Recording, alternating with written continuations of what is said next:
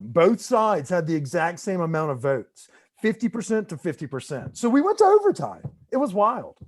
That's incredible. I know, right? It was a great way to add on a little extra content for Sweet 16.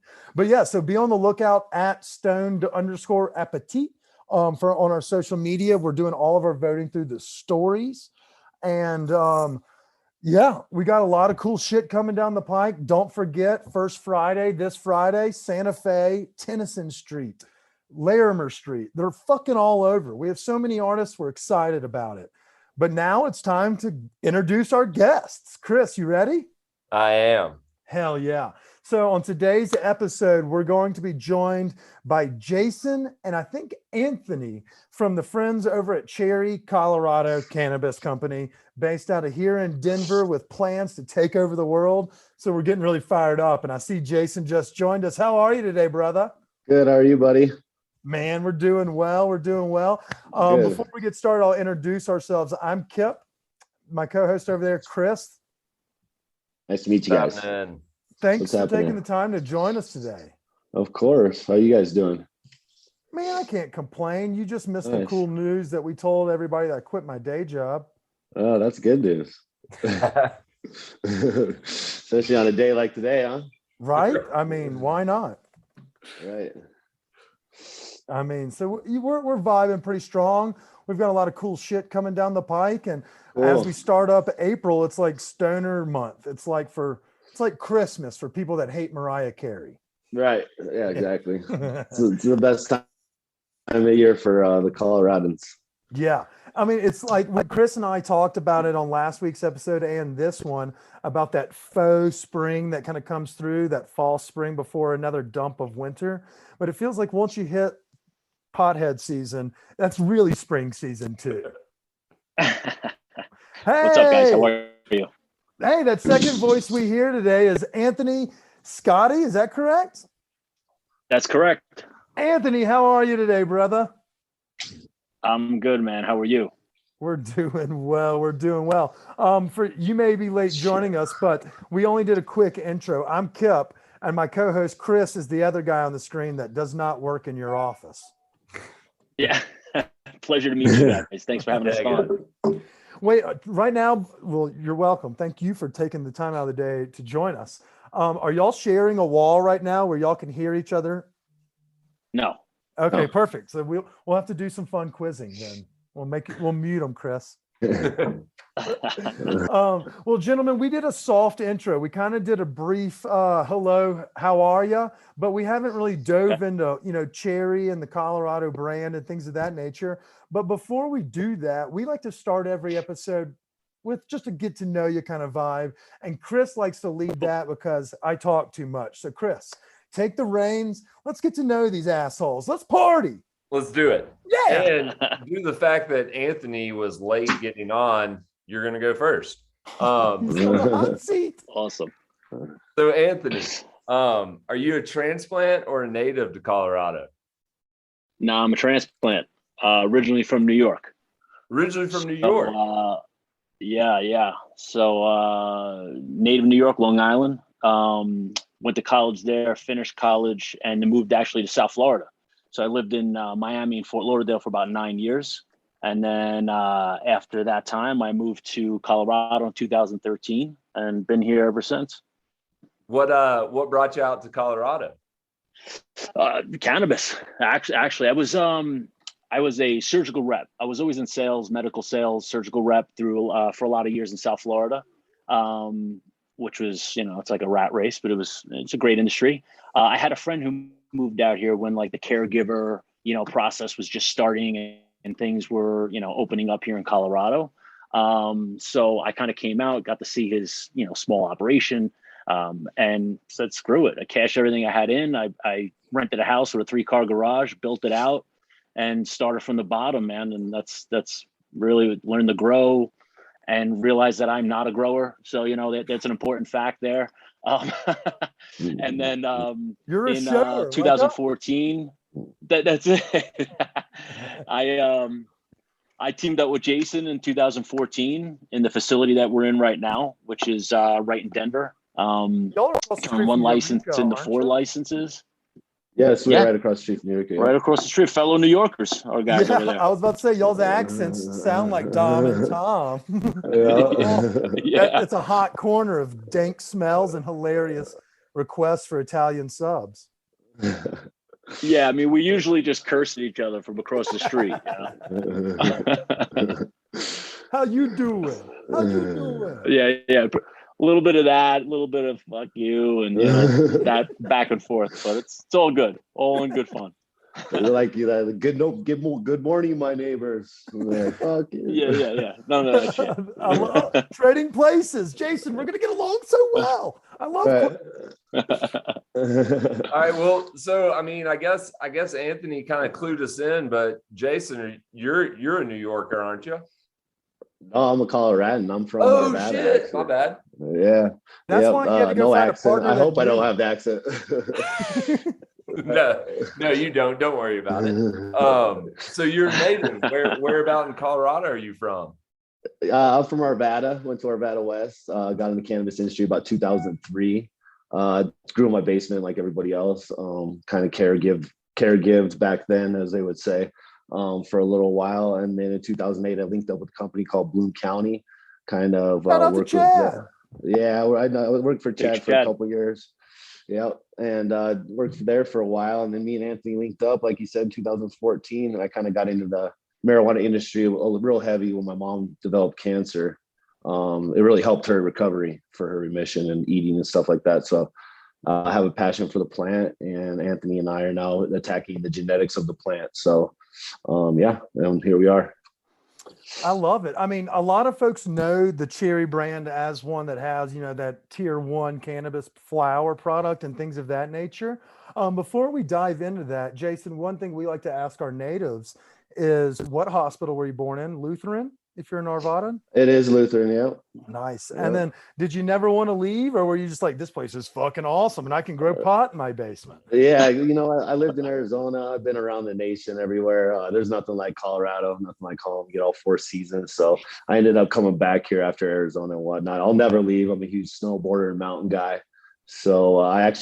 wouldn't mind living back in Arvada, full circle, to come back there one day.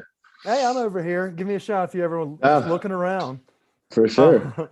All right, guys. So we've kind of got to know a little bit about your background. Anthony, not so much a green thumb. Jason, for sure. So how did we kind of make this partnership? Were y'all just kind of meeting at networking events because the scene is incestual even in 14? Or how did we come together and kind of build this relationship to grow Cherry? Yeah, I mean, honestly, the fortunate part of it, Jason and I kind of were partnered together without even really being partnered together, I guess you could say. Jason was linked to one of the original owners of our first license. I became an investor of that license. And then kind of through the first year or two, as some people would know, when you start off in this industry, you got a lot of snakes and thieves and really shitty people that you do business with. So that ended up happening to us, and we removed the cancer, I guess you could say. And Jay and I just stood strong and built the business. The building that we're in right now, it's about 30,000 square feet. We were really growing just in 2 rooms, and call it phase 1. And through the years, we kind of built it out and went from 2 flowering rooms to now 6 flowering rooms in rotation. So like I said from the beginning, I'm a true salesman in reality. But growing and learning that side of the business, it's just that it wasn't something I was very good at. So teaming up with Jason, I mean, he's an exceptional grower. He loves doing that. He loves the breeding and this part of the things that we're into now. And I kind of handle more or less the back end, the sales, the marketing, the accounting, some of that stuff. So it actually worked out perfect. It's a nice yin and yang. And now that third guy's probably sitting out there listening to this podcast like, God damn it, I screwed up a great thing. I'll kick him in his ass if we see him. Well, so Jason, was it a trial and error thing? Like we saw a lot of people in the early 2000s of growing in the basement, or did you have a history did you go to school to be a botanist? Like, how did you find your way? No, I did not. It was trial and error. I had a friend Fuck. kind of teach me, you know what I'm saying? Like, but I had moving lights. I think my first 3, 4 rooms barely even got anything out of it. I had mildew, didn't know what that was, had bugs, didn't know what that was, didn't even know how to really take care of it or mitigate it. No, it was really showing me. So it was actually a trial and error. And I think that's the best way to learn, to be honest with you, is through experience, and I've been through everything since then in this industry. You can say, even when there's new diseases popping up, I think I have them first for some reason. So Congrats on yeah. COVID and 2 years ago then. Well done. You got it in March. Well, I got it early. No, So but yeah. Go go ahead. ahead. Sorry. No, go ahead. I was gonna say, because y'all have some like A+ strains, like your genetics are top tier. So I was curious if it was like, like where did you come about growing just like this premier Kush? And so I wasn't sure if like, we joked that Anthony doesn't have the green thumb. You sure as fuck do. Yeah. Anthony and I feel this business is like fine wine. That's where it's going. You can have your upper tier and your mid tier and your lower tier. So we kind of felt that way a couple of years ago. And that's when we developed a company called Cool Beans, which is just in a different part of our building where we do all our genetics and stuff. And we just felt it was going that way, like high-end genetics. A lot of people out here are still growing Gorilla Glue and Blue Dream and stuff like that. We found the consumer likes to stay up to date with like newer stuff, all the time, keep it fresh. So that's why we built the Cool Beans. We start with really strong genetics that have hype around other people, kind of cross them. We're getting to learn, the homogenizing traits, what breeds in, what breeds out. That's with experience as well. So I'm pretty new to that. It's only been a couple of years, but it's been fun. It's been real fun. Well, for those that are asking or listening at home, what is, I'd say, y'all's sexiest product that people are like banging down the doors? Like we always see, some of these releases for big ass name brand companies, but what are the ones that move quickly off the shelf if people really wanted to taste a little bit of Jason? And I mean that in the least sexual way possible. Yeah, we actually just added a lot of those strains to Cherry because it goes through extensive testing over at Cool Beans. We don't just like hunt it once, throw it in. We got to run it a couple of times, make sure it's got bag appeal, smell, the whole nine, checks all the boxes. So, when we do that, it takes a long time. It takes about a year. So we actually just got all of our new strains over at Cherry, and we're going to be releasing them slowly. So you got the New York Mayhem, our Dankaroos, our Sprinkles, our Fritter Cake. And there's a couple more in there. We're always continuously hunting about 250 to 300 phenos every 2 months. Oh, so we're always, so that's why we built that. A lot. Yeah, exactly. That's what the people want. They want all the new stuff. You know what I'm saying? So that's what me and Anthony try to do, is stay ahead of everybody else on new stuff and creating our own. So that's crazy when you start to identify like new phenos and you want to like kind of come up with different strains. It takes about a year before you get those out to market. Right. Yeah. So like even just an example, we did a strain for Noriega.